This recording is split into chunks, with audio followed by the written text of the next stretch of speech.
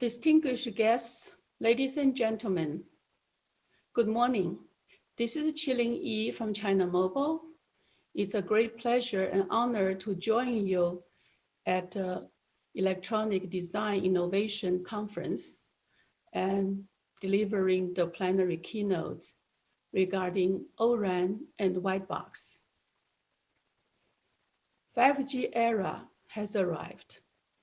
We are all excited with the promises of information a finger away and everything in touch, as well as the 5G's potential of enabling diverse set of vertical industries and fundamentally transform our society. Looking at the global landscape, there are around 100 carriers that are providing commercial 5G services already, and around 400 carriers have made deployments and commitment in 5G network. And on the terminal side, there have been 444. It's an interesting number, the latest number, various 5G terminals announced, and at least half of it are available for sale. Of course, the terminals are not just smartphones. There are many different forms and types of the 5G terminals today. And looking at China Mobile, focusing on standalone based on release 15, we are building a 5G network side by side with our world's largest 4G network. And of course, our 5G standalone network will soon also be the world's largest one. And this network is composed of 8 regional centers with 8 sets of 2B and 2C core networks separately deployed, and using the spectrum mainly at 2.6 gigahertz plus 4.9 gigahertz for hotspots and for capacity boost, and as well as at a lower band in near future with 700 megahertz for wide area coverage. Currently, we have deployed more than 300,000 5G base stations already, pretty much covering all of the prefecture level and above cities in China. That means more than 340 cities already. And the highest 5G base station we have deployed reached the foothill. No, not foothill, actually. It's the highest final forward camp for the Mount Everest. So 6.5 kilometers above the sea level. And the lowest 5G base station we have deployed is actually 800 meters underground. It's deep into a mine of our customers. With that, is the job done? Are we ready to meet all the promises of 5G? Not quite so yet, because it's not just a matter of business model and cross-industry understanding that we still need to take time to really learn, but also because 5G from its core technology approach has undertaken fundamentally a very different route compared to the previous new generations. Now, as early as 2011, when we started the 5G exploration, we started with 2 key goals, which is was green and soft for efficiency and for agility. It required us to rethink all the fundamentals in our industry. And more importantly, we actually could see that 5G really marks like a watershed in the whole trajectory of our mobile industry. By and large, from 1G to 4G, we have been focusing on the opportunity, the capability of more and more advanced communication technologies. Whereas from 4G to 5G, with green and soft as the main theme, we have very much into the journey of IT and CT convergence. And later on, we also realized that in addition to the efficiency and agility that green and soft would bring us, we actually need to start looking at the necessity and advantage of being open and smart, which actually is the starting point of the IT, CT, and DT deep convergence. Actually, there were several important events in this journey, or actually important platform that was formed in this journey. O-RAN actually is the one that really got the ICDT deep convergence embraced wholly. O-RAN Alliance was launched in 2018, and its goal is to enable open and smart ecosystem for 5G radio access network. And is targeting not only cloudification virtualization, but also open API, open interface, open source software, as well as open reference design hardware. In addition, in bringing native intelligence into our ecosystem. The work that O-RAN Alliance is carrying out in the past 2 years is done by 9 working groups, 3 focus groups, plus an open source community.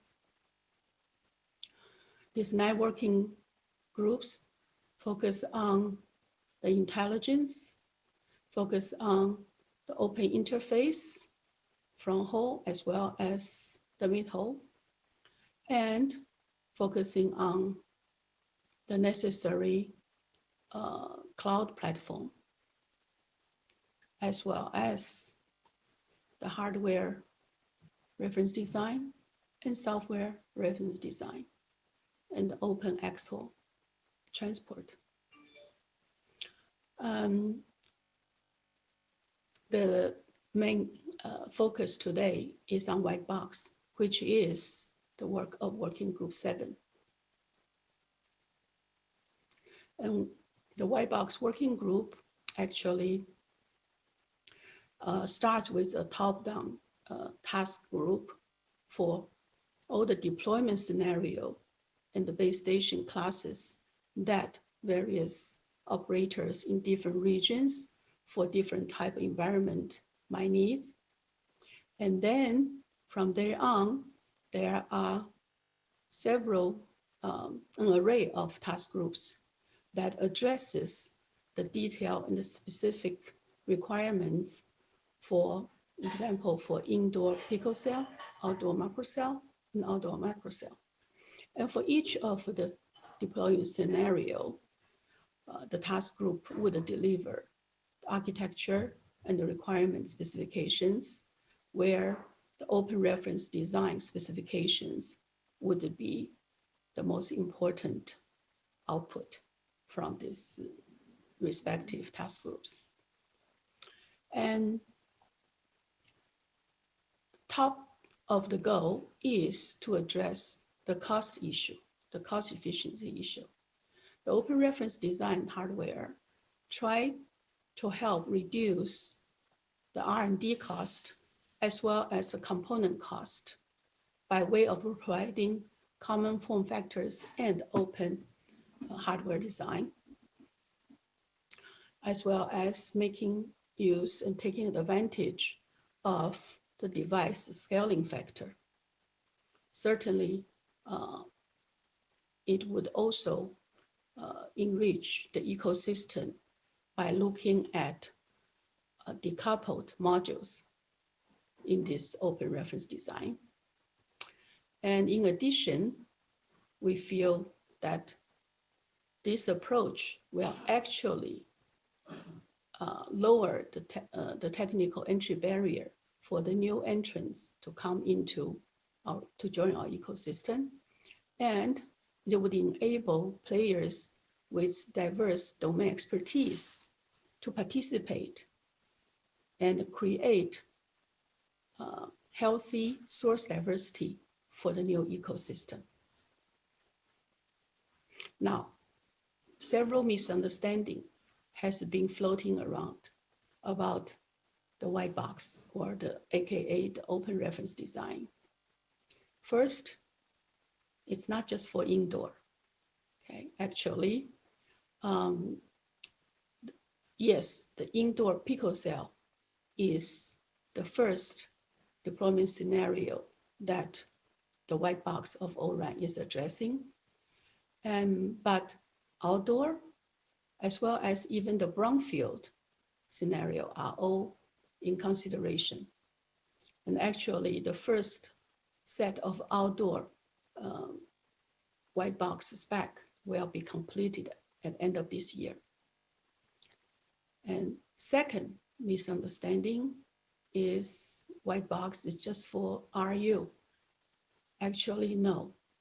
White box of ORAN includes RU, of course, but as well as the CU and DU, and even a special subsystem called front hall gateway or front hall multiplexer. And it also has variations of integrated CU and DU, or integrated DU and RU. These are all part of the white box scope. Thirdly, white box utilizes only the EC-pre-based front hall interface. No, actually, ORAN white box composed of multiple options for the front hall functional split. Indeed, the EC-pre-based front hall interface is the first one, and is relatively mature. It's what we call the functional split 7-2 based. But there are two others, the option 8 and option 6, which corresponds to the traditional CPRI front hall interface, and also the small cell forums and FAPI interface. The one that's the optional 8 will be completed the end of this year, and the one for the option 6 should be done early next year. Okay, so as you can see, we have white box utilizing at least 3 different front hall interface.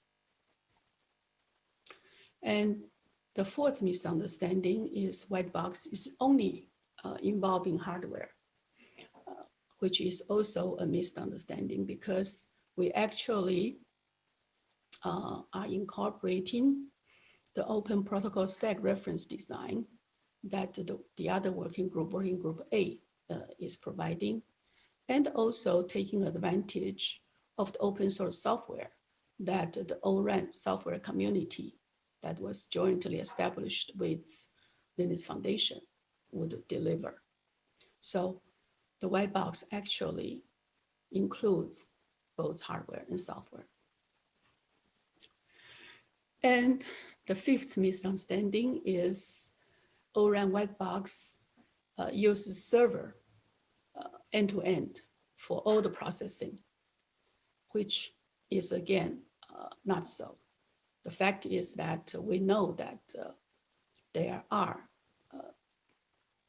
the computing requirement, the latency requirement, power consumption requirement in the lower layer processing that requires actually accelerators.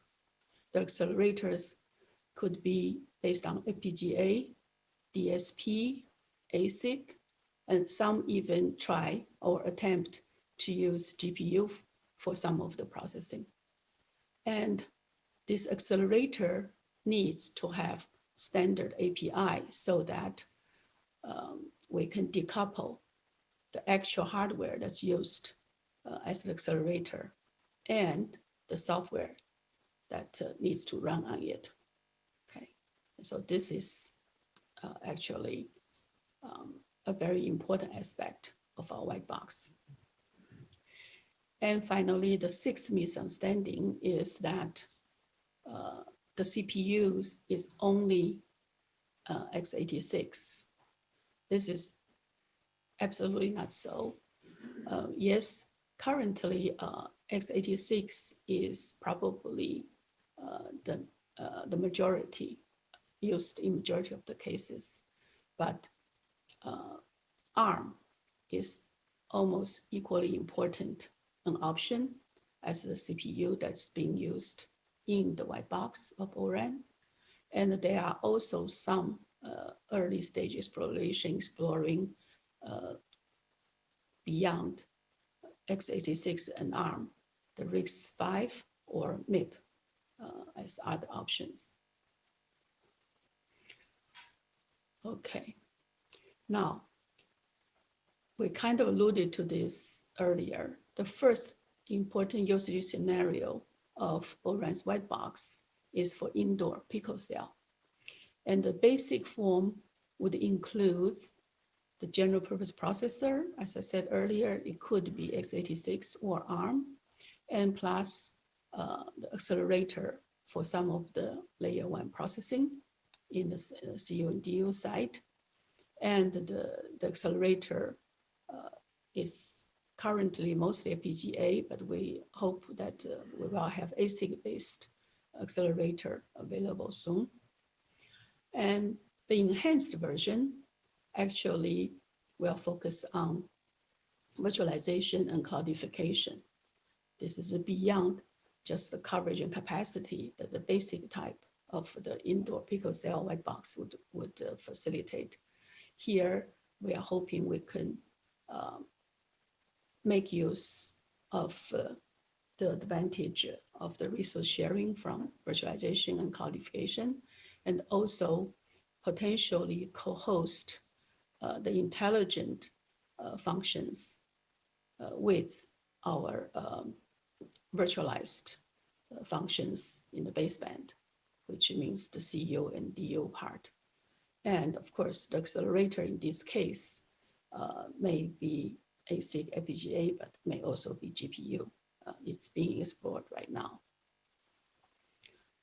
And the second important type of usage scenario is for the vertical applications, vertical industries, where, as we all know, that Mac is very important.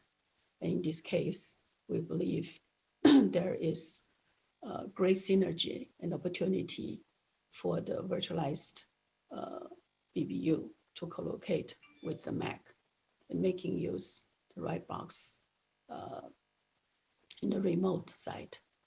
And we actually are working with our partners in field trials on this as well. And certainly welcome more of you to join. So to summarize the current roadmap of O-RAN's white box, as you can see that as early as last year in June, actually during MWC Shanghai, MWC Shanghai 2019, 2019, this is a typo, sorry. We already had shared with the ecosystem the white paper on 3 different versions of the Whitebox specs, addressing different frequency band and a different mode of the operation, and with different accelerators, and also 2 different types of front hole interfaces. And this year, the indoor Picocell spec is already relatively mature, okay, which includes, as I said earlier, the front hole functional split option 6A as well as 7-2. And, but so far, the reference design are all FPGA based. The first ASIC based accelerator in the Whitebox would be available early next year. And in addition to the indoor version, the outdoor microcell related spec will be completed by the end of this year. And also outdoor macrocell and outdoor picocell work has started and should be able to deliver the first set of spec early next year. Now, I would like to bring in a little bit of a highlight on the intelligent aspect of ORAN as well. The RAN intelligent controller, aka RIC, actually is with a hierarchical architecture. Currently, there is a non-real-time RIC taking care of the machine learning and AI function that works at a longer time control loop.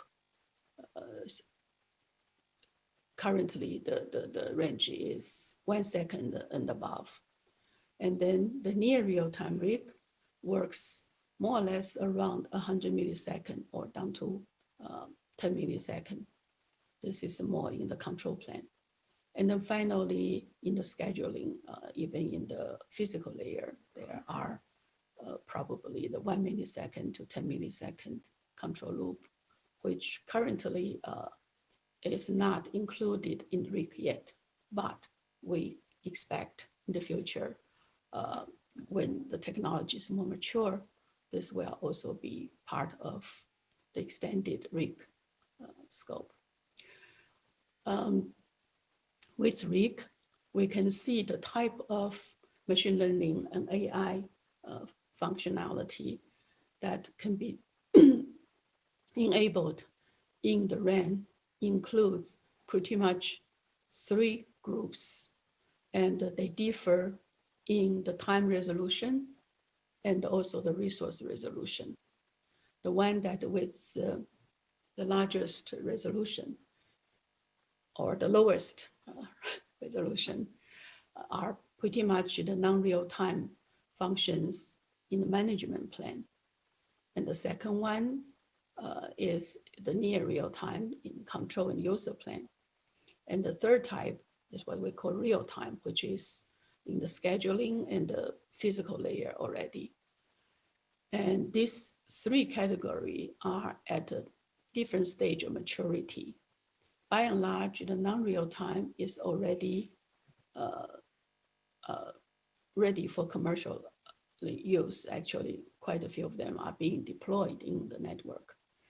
Whereas the near real-time are currently in testing and field trial phase. And then the real-time part are still in the research stage. And hopefully we can bring some of it to the real small-scale trial soon. But one interesting thing I want to bring up is where we actually see an opportunity of bringing something we call AI DPD into the next generation Whitebox, okay?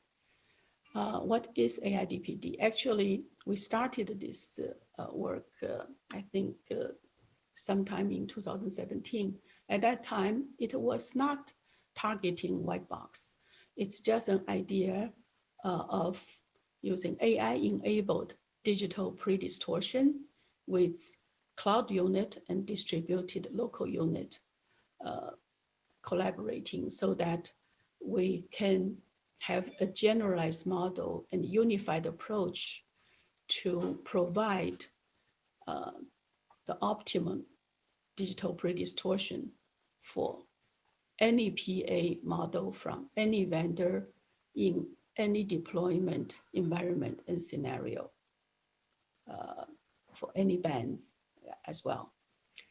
But in the process, we found that actually there is a great relevance for the future white box if we could build AI DPD into our white box as well in the RU actually, because we can then further decouple the digital predistortion related software and hardware. And this can help us to truly really dynamically optimize our RU with any PA deployed in any environment, any in terms of temperature, humidity, and any other potentially challenging factor that divert from original expected. And again, also help reduce the cost of the general hardware, because with a unified model, we can definitely improve the scale, again, of a common PA that could be used. Now, currently, we have already developed this solution for multiple frequency band, okay, including 2.6, 3.5, and 4.9 gigahertz. And we have yet to move up to the millimeter wave or down to the 700 megahertz yet. And also in terms of bandwidth, we started from 20 megahertz, and now we can go all the way up to 100, 160, and 200 megahertz. And we're very excited with the progress. We have been working with industry partners and looking for a proper way to provide this capability to cost effectively and truly bring in the benefit of its performance. And so look for our next future white box with AI DPD capability. Okay, that's something that I actually am very excited about. Now, in terms of field trial, we actually, the white box field trial for LTE, for 4G, was accomplished last year in 2019. And this year, we have been primarily focusing on the 5G, the NR, Pico base stations in multiple provinces, including Beijing, Chongqing, Fujian, Guangdong, Jiangsu, Shanxi, and Zhejiang, okay? And next year, we are looking forward to bringing intelligence into our white box as well. Okay, two examples I'd like to share with you.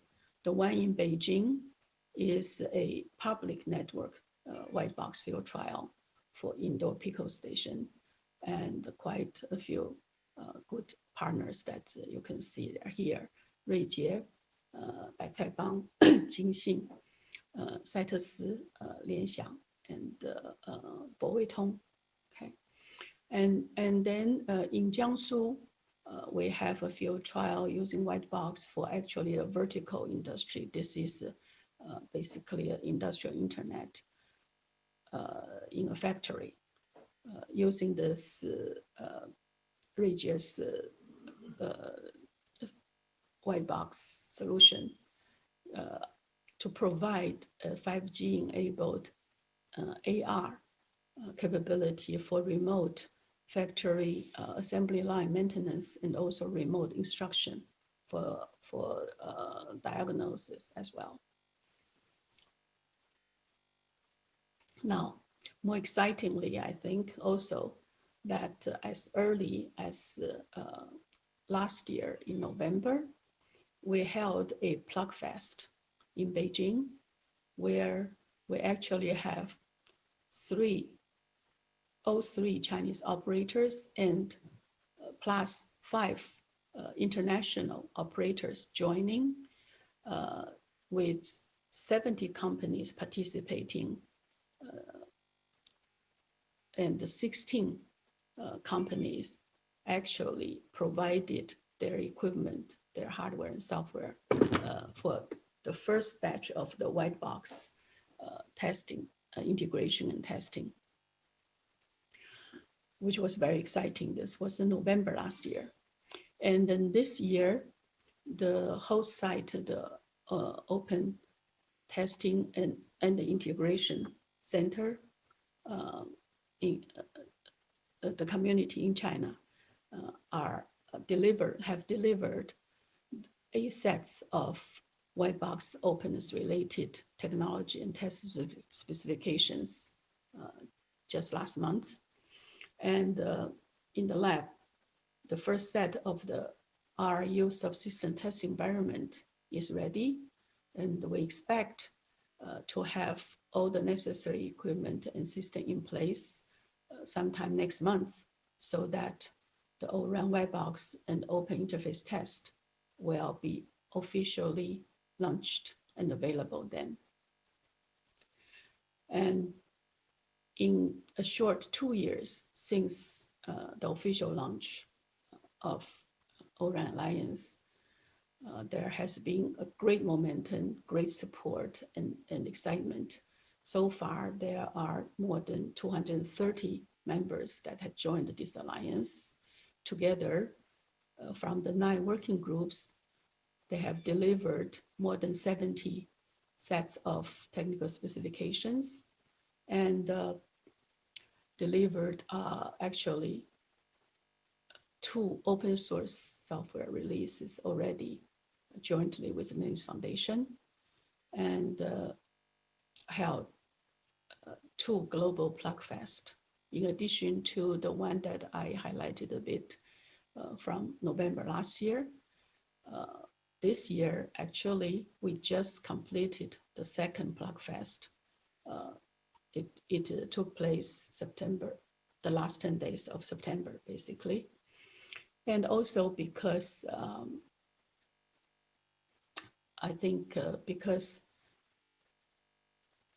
the cancellation of the MWC for Barcelona, for Shanghai, and for North America, and the originally planned demos of O-RAN, including the Whiteboxes related demos, quite a few of them, have all been turned into virtual demos, virtual exhibitions, where I would welcome all of you to go take a look.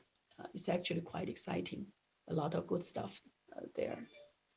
And in terms of the open source software, since the launch of the O-RAN open source community together with the Linux Foundation, there has been 2 releases, Amber and Bronze, released respectively, basically 6 months and a year after its official launch. And we are looking forward to the 3rd release, Cherry release, which will be delivered the end of this year, in 2 months, basically. And if you look at the representative projects of their PTL, you will see they come from largest operators and largest vendors, as well as new and emerging players, both from the CT industry, the IT industry, and even from the chip companies. So we believe that even in the open source community of O-RAN, it's really a integrated effort and a collaborative effort of across industry partners. And a few words about the second global Plugfest, which just took place September 21st to the 30th. It actually took place across the globe in 3 countries in Asia, China, Japan, India, 5 sites, and 2 sites, one East Coast, one West Coast in North America, and 3 countries in Europe, in Berlin, Germany, Torino, Italy, and Madrid, Spain. And altogether, there were actually this time more than 70 companies that not just attended, but actually contributed and participated in this global Plugfest. And we will have, I think, a good set of summary material to share with everyone soon. It's being finalized and it will be made available on our website as well. And finally, I just want to say, global ecosystem transformations into a truly open and smart 5G era has started. Look at all of the operators across the globe that have announced their respective trial and deployment activities using this technology, and you know that's true. And so,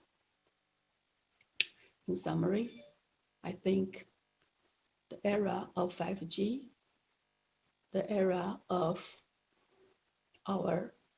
the way we live, the way we work, the way we learn, the way we play, the way we produce, and the way we govern ourselves will all be transformed by a rich and healthy 5G ecosystem where open interface, open source software, virtualization, native AI, as well as Whitebox, the open reference design hardware, will all play a key role to make that happen. And we have to all work together to see that success and to enjoy its success. Okay, thank you very much.